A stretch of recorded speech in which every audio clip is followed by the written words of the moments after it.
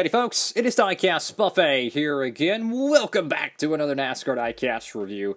Today we have the epic Kyle Busch 2023 Cheddar'S Chevrolet Camaro, and this is a awesome looking paint scheme. There's a lot of texture that I think most people would miss on the racetrack. We'll be taking a closer look at that.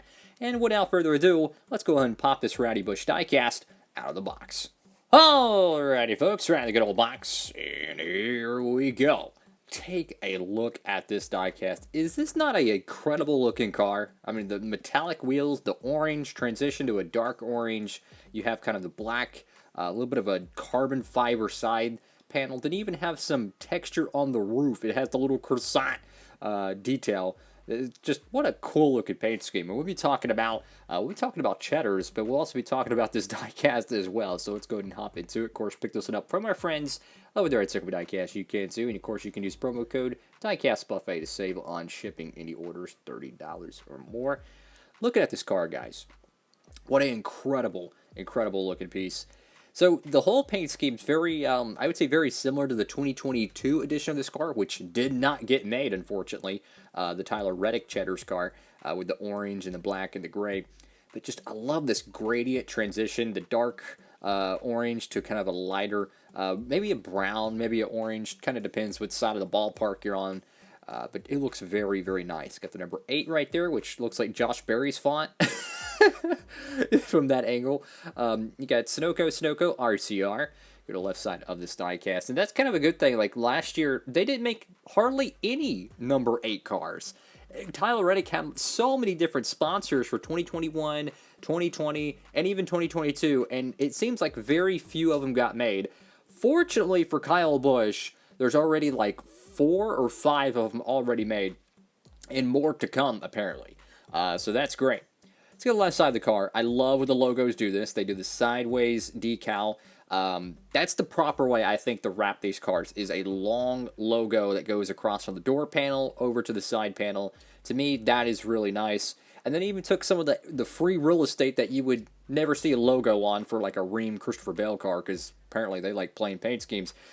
They actually used their food product. These are like a croissant roll thing. They look pretty good, but probably not for me. But yeah, looks really cool. Got BetMGM, because apparently betting is totally good to put on a diecast that kids could pick up. I'm kidding. They censor everything else, but except for betting. Gotta love gambling. Got Lenovo right there. Alsco uniforms. It's NASCAR 75th Goodyear Cup Series. Got the number 8 font. Rowdy Busch. Net spin. Apparently that diecast is going to get made as well. The net spin car. I got Chevrolet Lucas Oil. What is it? Sherwin-Williams. A little bit of a paint chip.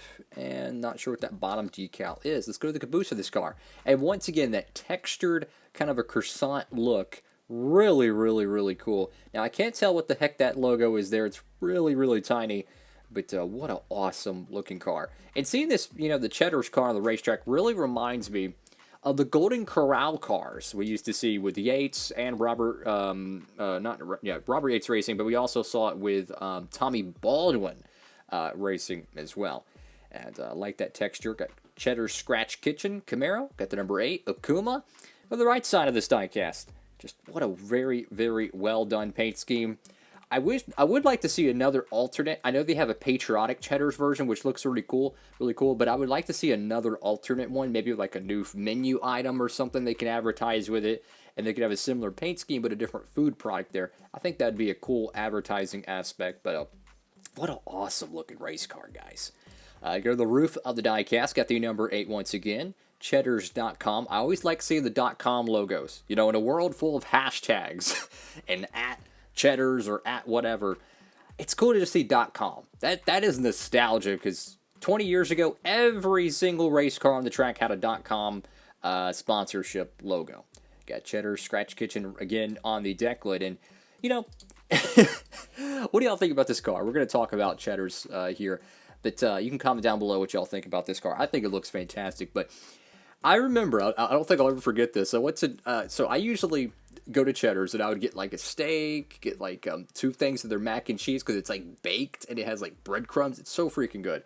I remember when I went to Texas Motor Speedway in 2020, And we're sitting at the Cheddar'S restaurant, and I'm looking at the menu, and there's no mac and cheese. And apparently they took it off the freaking menu, like the greatest freaking mac and cheese ever had in my life. They took it off the menu. So I had to get mashed potatoes, and let me just be honest with you, they weren't that all good. But yeah, I love their steak, right? But man, they took my favorite menu item off, the freaking mac and cheese. They may have it again nowadays, I don't know. So pretty much I haven't been back since. They took it off the menu. I said, no, I'm good, son. But yeah, definitely, they got some good food there. I like the one I have near me. It's very like higher class. It just looks really clean. They got fish tanks. It looks really cool. I've heard some Cheddar's restaurants are not all that good. Definitely depends on how the management's running that individual franchise. But yeah, I definitely enjoy it. But I will say though, nowadays, I'm not really a restaurant guy anymore because one, it's extremely expensive, and two, usually most restaurant foods is not exactly the most nutritional. So for me personally, I rather just eat home cooked food most of the time. Like, I don't eat fast food, right? Yeah, I mean, some of y'all probably already know this, but I don't eat fast food, don't drink, don't smoke, don't do any of that. I used to love eating fast food, and then I'm like, once I realized what the stuff they put into it, and there's like next to no nutritional value, and no, I'm good. You know, it's just not for me. So that's something that I've kind of changed on, and I just, avoid eating most of the time. So I don't know. What do y'all think, guys? Make sure to comment down below. This is an awesome diecast. Absolutely recommend picking it up.